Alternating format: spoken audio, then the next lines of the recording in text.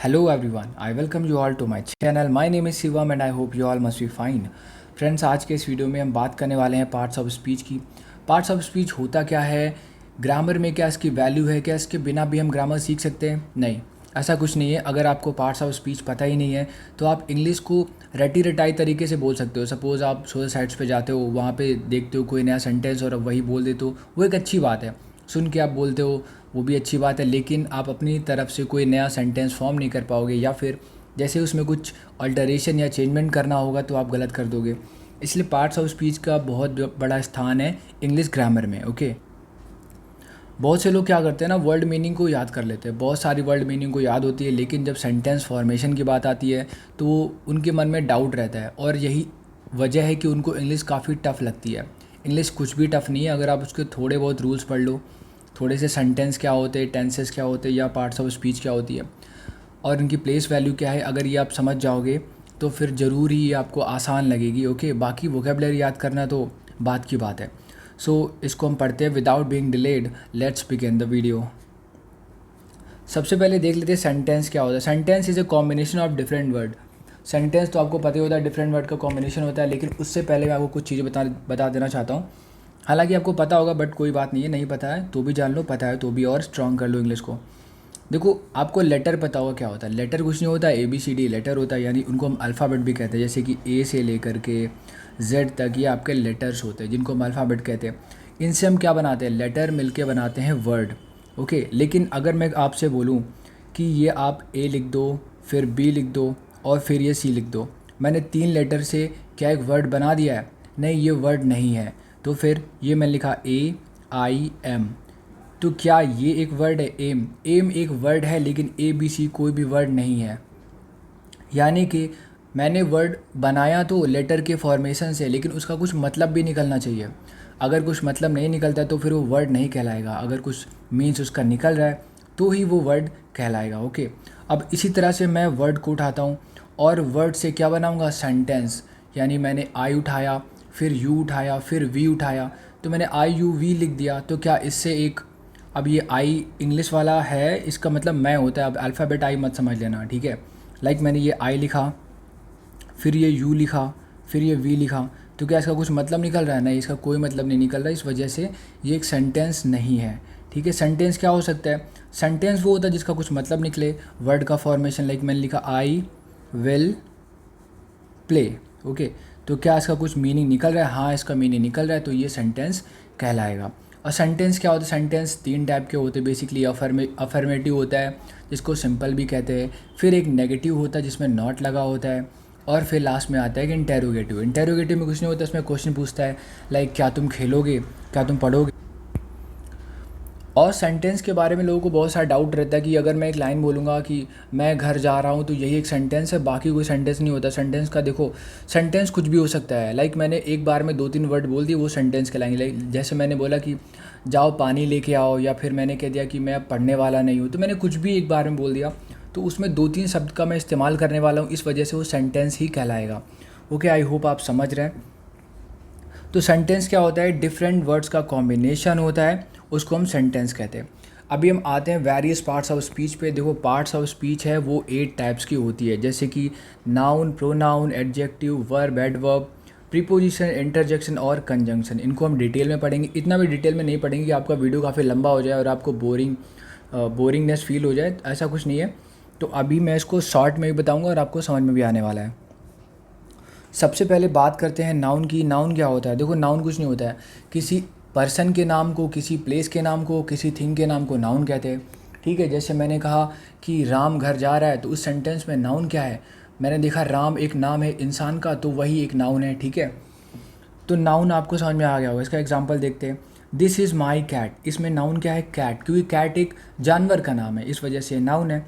Next sentence में है Rita is my sister, तो यहाँ पे नाम क्या दिखाई दे रहा है? रीता का, तो वो एक नाउन है। अब यहाँ पे सिर्फ इंसान का नाम नहीं आ सकता, जानवर का भी आ सकता है, किसी प्लेस का भी आ सकता है। जैसे कि आई लिव इन लखनऊ, तो लखनऊ एक नाउन है क्योंकि एक प्लेस का नाम है। इसी तरह से आप किसी थिंग का नाम ले सकते हैं, लाइक टेबल, चेयर या फिर कंप्यूटर, ये भी एक नाउन कहलाएगा। ओके, आगे बात करते हैं प्रोनाउन की। प्रोनाउन क्या होता है? Word which help in replacing nouns are called pronoun. देखो, जो वर्ड नाउन की जगह पे इस्तेमाल किए जाते हैं वही प्रोनाउन कहलाता है। लाइक मैंने पहले कहा राहुल खेल रहा है, तो पहले मैंने राहुल बोला तो वो राहुल क्या है, नाउन है। फिर मैंने कहा वह बहुत ज़्यादा टाइम वेस्ट करता है, तो अगली बार मैंने राहुल नहीं कहा, अगली बार मैंने वह कह दिया। तो ये जो वह है, यह है, ये सारे वर्ड प्रोनाउन कहलाते हैं। यानी इंग्लिश में I, we, you, they, he, she, it, जो हम बोलते हैं ना, मैं, तुम, हम, यही सब प्रोनाउन कहलाता है। बाकी प्रोनाउन कुछ भी नहीं होता, ज़्यादा दिमाग मत लगाना, ठीक है। एग्जाम्पल देखते हैं। Parul stage in Australia with her family. पहले तो मैंने पारुल बोला जो कि नाम है, तो ये नाउन हो जाएगा, लेकिन बाद में मैंने हर फैमिली कहा, यानी उसकी फैमिली, किसकी, पारुल की। तो हर यहाँ पे जो यूज़ हुआ है ये पारुल के रेफरेंस में हुआ है, इस वजह से हर यहाँ पे प्रोनाउन हो जाएगा। यानी प्रोनाउन वही होता है जो नाउन की जगह पे यूज़ होता है। अगला एग्जाम्पल है दिस इज़ हिज बुक। ये जो बुक है वो उसकी है, उसकी यानी पहले मैंने किसी का नाम लिया होगा, तो हिज, हर, ये आपका सारा क्या है, प्रोनाउन है। नेक्स्ट पार्ट्स ऑफ स्पीच में आता है वर्ब। वर्ब देखो कुछ नहीं होता है, वर्ब का मतलब होता है क्रिया, क्रिया यानी कि काम करना। सेंटेंस में कोई भी काम होगा तो वो वर्ब कहलाता है। जैसे कि मैं खेल रहा हूँ, तो सेंटेंस में काम क्या हो रहा है, खेलने का, तो ये एक क्रिया यानी कि वर्ब हो जाएगी। जैसे मैंने कहा मैं सुबह से शाम तक पढ़ता रहता हूँ, तो यहाँ पे पढ़ना काम हो रहा है, तो वो वर्ब कहलाएगा। ठीक है, काफ़ी इजी, इतना टफ नहीं है। आगे देखते हैं इसका। Word which describe any kind of action are called verb. यानी जो वर्ड एक्शन को यानी काम को दर्शाते हैं वही कहलाते हैं वर्ब। इसका एग्जाम्पल देखते हैं। The dogs are snoring and sleeping under the tree. यानी कुत्ते, देखो यहाँ पे डॉग्स आ रहे, तो डॉग जानवर का नाम है तो नाउन हो जाएगा। लेकिन यहाँ पे कह रहा है डॉग्स आर स्नोरिंग, इसमें काम क्या हो रहा है, स्नोर, यानी खराटे लेने को स्नोरिंग कहते हैं। एंड स्लीपिंग, वो सो भी रहा है, यानी कि इस सेंटेंस में दो काम हो रहे हैं, तो स्नोरिंग करने का काम हो रहा है, स्लीपिंग यानी सोने का काम भी हो रहा है। तो जो भी काम होगा उसको हम वर्ब कहेंगे। तो आई होप आप यहाँ पे वर्ब आइडेंटिफाई कर पा रहे हैं। नेक्स्ट सेंटेंस है the team members are singing. तो यहाँ पे काम क्या हो रहा है, गाना गाने का काम हो रहा है, तो वही वर्ब है, ठीक है। अगला देखते हैं एडवर्ब। एडवर्ब क्या होता है, एडवर्ब कुछ नहीं होता है। एडवर्ब वो होता है जो वर्ब को मॉडिफाई करता है। यानी कि पहले मैंने कहा मैं चल रहा हूँ, तो यहाँ काम क्या हो रहा है, चलने का, तो वर्ब हो जाएगी चलना यानी वॉक, ओके। लेकिन अभी मैंने कह दिया मैं तेज़ चल रहा हूँ, यानी कि मैं चल तो रहा था लेकिन अभी मैंने तेज़ लगा दिया, तो जो तेज़ यानी फास्ट वर्ड है वो मैं अपने लिए लगा रहा हूँ, मैं तेज़ हूँ या चलता मैं तेज़ हूँ। यहाँ पे जो तेज़ वर्ड है वो चलने के रेफरेंस में यूज़ हो रहा है, यानी चलने को और मॉडिफाई कर रहा है, इस वजह से ये एडवर्ब कहलाएगा। तो एडवर्ब कुछ नहीं होता है, जो वर्ब को मॉडिफाई करता है वो ही कहलाता है एडवर्ब, ठीक है, जैसे कि इसके नाम में लिखा हुआ है। इसके अलावा ये वर्ब को तो मॉडिफाई करता ही है, नाउन को भी करता है, प्रोनाउन को भी करता है, एडजेक्टिव को भी करता है। आप कहोगे एडजेक्टिव कैसे करता है, एडजेक्टिव कुछ नहीं होता है, देखो एडजेक्टिव अभी आएगा आगे पढ़ने के लिए, मैं अभी से थोड़ा समझा देता हूँ। एडजेक्टिव होता है किसी की क्वालिटी को बताना। जैसे कि मेरा दोस्त बहुत ज़्यादा लंबा है, तो जो लंबा है वो उसकी क्वालिटी है, तो वही एडजेक्टिव कहलाएगा, ठीक है। यानी वो टॉल है, ही इज़ टॉल, तो टॉल क्या है, एक एडजेक्टिव है। टॉल है, शॉर्ट है, वाइट है, ब्लैक है ना, फास्ट है, स्लो है, ये सब कहलाते हैं आपके क्या, एडजेक्टिव। अब एडजेक्टिव को भी जो क्वालिफाई करता है वो भी एडवर्ब कहलाता है। जैसे कि मैंने कहा कि मेरा दोस्त पढ़ता है, या फिर मैं कहता हूँ वो बहुत ज़्यादा मोटा है, तो पहले मैं कहूँगा मोटा है, तो मोटा क्या हो जाएगा, मोटा हो जाएगा आपका एडजेक्टिव। लेकिन मैंने कहा बहुत मोटा है, तो उसने मोटे शब्द को और बढ़ा दिया है बहुत ने, तो बहुत क्या हो जाएगा, एडवर्ब हो जाएगा। एग्जाम्पल देखते हैं। The puppy is very cute. तो पहले इसमें बोला था पपी इज़ क्यूट, तो यानी पपी की क्वालिटी क्या है कि वो क्यूट है, तो क्यूट वर्ड क्या है, एडजेक्टिव है। अब इससे पहले वेरी लगा दिया, यानी कि क्यूट को और बढ़ा दिया इसने, तो ये एडवर्ब कहलाएगा। पपी इज़ वेरी क्यूट, यानी वेरी वर्ड यहाँ पे एडवर्ब है, जबकि क्यूट यहाँ पे एडजेक्टिव है। अगला देखते हैं। सी कंप्लीटेड हर होमवर्क स्लोली। उसने अपना होमवर्क कर लिया स्लोली, यानी धीमे धीमे, यानी उसने काम तो किया है लेकिन कैसे, धीमे धीमे। यहाँ पे वर्ब को मॉडिफाई कर रहा है एडवर्ब। अगला देखते हैं एडजेक्टिव, जिसको हमने अभी डिस्कस किया है। Words that help modify nouns और प्रोनाउन आर कॉल्ड एडजेक्टिव। यानी जो नाउन और प्रोनाउन को मॉडिफाई करते हैं वही कहलाते हैं एडजेक्टिव। अब इनको भी समझ लो। इसमें my brother was looking very handsome today. मेरा भाई कल बहुत ज़्यादा हैंडसम, देखो यहाँ पे वॉज लगा दिया फिर टुडे लगा दिया, गलत हो गया, यहाँ पे इज़ लगाना चाहिए, ठीक है। यहाँ पे मैं इज़ कर देता हूँ ताकि ये सेंटेंस सही हो जाए। My brother is looking very handsome today. मेरा भाई आज बहुत ज़्यादा हैंडसम दिख रहा है। हैंडसम यानी उसकी क्वालिटी क्या है, हैंडसम की है, तो वो एडजेक्टिव कहलाएगा, ठीक है।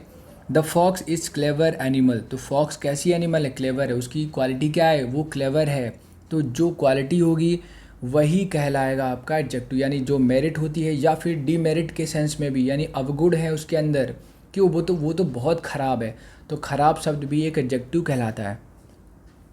आगे देख लेते हैं प्रीपोजिशन क्या होता है। प्रीपोजिशन का मतलब होता है कि कोई भी नाउन या प्रोनाउन से पहले इनको यूज़ करते हैं। नाम में ही प्री लग गया, प्री का मतलब पहले होता है, पोजीशन मतलब आपको पता ही होगा, यानी पहले की position. Word which show some kind of link between a noun and a pronoun and some other word in a sentence can be called a preposition. यानी कि जब हम in, on, of, under, over, below, ये सारे word आपने सुन रखे होंगे, ये सारे कुछ नहीं होते, प्रीपोजिशन होते हैं। जैसे मैं बोलूँगा अंडर द ट्री, तो ट्री मैंने पेड़ बताया, ये क्या होगा, नाउन होगा। उसके पहले मैंने अंडर लगा दिया, तो ये सारे प्रीपोजिशन कहलाएंगे क्योंकि मैं पेड़ के नीचे हूँ, ठीक है। The frog was in middle of the पडल, यानी जो फ्रॉग था वो बिल्कुल पडल के बीचों बीच में था। अगला है soldiers fought in the battle field, जो सोल्जर थे उन्होंने लड़ाई लड़ी बैटल फील्ड में। तो इनका मतलब में हिंदी में होता है, लेकिन आपको बैटल फील्ड क्या है, बैटल फील्ड एक नाउन है, ठीक है। उससे पहले मैंने इन लगा दिया, तो इन आउट आपको बता चुका हूँ। ये सारे वर्ड बिलो, ओवर, ये सारे एट आपके प्रीपोजिशन कहलाएंगे। नेक्स्ट देखते हैं कंजंक्शन। कंजंक्शन क्या होता है, देखो कंजंक्शन को पढ़ने से पहले आपको जंक्शन पढ़ना होगा। देखो जब भी आप ट्रेन में बैठ के जाते हो तो आपको बहुत सारे ना जंक्शन मिलते हैं। जंक्शन क्या होता है, वो दो सिटी, बड़े बड़े सिटी के बीच में एक छोटा सा जंक्शन होता है। जंक्शन यानी होता है जो दो सिटी को आपस में जोड़ता है, लिंक का काम करता है, वही जंक्शन कहलाता है। और यही सेम चीज़ होती है कंजंक्शन में। Words which form A link between two और मोर वर्ड, दो या दो से ज़्यादा वर्ड के बीच में जब कोई लिंक के रूप में एक वर्ड आता है उसको हम कंजंक्शन कहते हैं। जैसे कि राम और श्याम के बीच में मैंने क्या लगा दिया, और लगा दिया, राम और श्याम, तो और क्या है, कंजंक्शन है। जैसे मैंने कहा राम एंड श्याम, तो उनके बीच में एंड लगा दिया, ठीक है। या फिर मैं कहूँगा राम और श्याम, और का मतलब होता है या तो राम या तो श्याम, ठीक है। तो ये सारे वर्ड आपके कंजंक्शन कहलाएंगे। जैसे कि बिकॉज एक कंजंक्शन है। एग्जाम्पल देखते हैं, the student stood outside and waited for his classmate. तो इसमें दो सेंटेंस हैं और दो सेंटेंस के बीच में जोड़ने के लिए इसने क्या लगाया, कंजंक्शन लगाया कि स्टूडेंट खड़ा रहा बाहर और इंतज़ार किया उसने अपने क्लासमेट का। तो पहले में उसने क्या किया, वो खड़ा रहा बाहर। सेकंड सेंटेंस में क्या किया, वो वेट करता रहा। इन दोनों को जोड़ने के लिए बीच में क्या लगाया, एंड लगाया। ये सारे वर्ड हो गए कंजंक्शन। अगला एग्जाम्पल है, the students were quite while the teacher was present. यानी कि स्टूडेंट कैसे थे, शांत थे जब टीचर वहाँ पे प्रेजेंट था, ठीक है। आगे देखते हैं। अगला है इंटरजेक्शन। इंटरजेक्शन कुछ नहीं होता है, जब आप खुशी के मारे कुछ भी बोल देते हो वही इंटरजेक्शन होता है।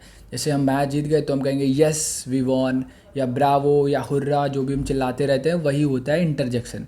बाकी कुछ मत समझ लेना। Words which represent a feeling of emotion can be called interjection. यानी ऐसे वर्ड जो हमारी फीलिंग या इमोशन को एक्सप्रेस करते हैं वही कहलाते हैं इंटरजेक्शन। एग्जाम्पल देखते हैं, well this is the wrong answer. यानी हमने बोला this is the wrong answer, लेकिन उससे पहले हमने वेल लगा दिया, ये मेरे मन की इच्छा थी। फिर है wow I cleared my mathematics test with flying marks. Wow, मैंने अपने मैथमेटिक्स टेस्ट को बहुत ही अच्छे मार्क्स से क्लियर कर लिया। उससे पहले मैंने वाओ लगा दिया, यस लगा दिया, नो लगा दिया। जो भी हम बोलते हैं अचानक से फीलिंग के साथ, वो सारा का सारा क्या कहलाता है, इंटरजेक्शन कहलाता है। So this is the end of the video. Thank you so much for watching this. Please like the video and subscribe to channel and don't forget to hit the bell icon to get the notification of every single video I upload. Thank you so much.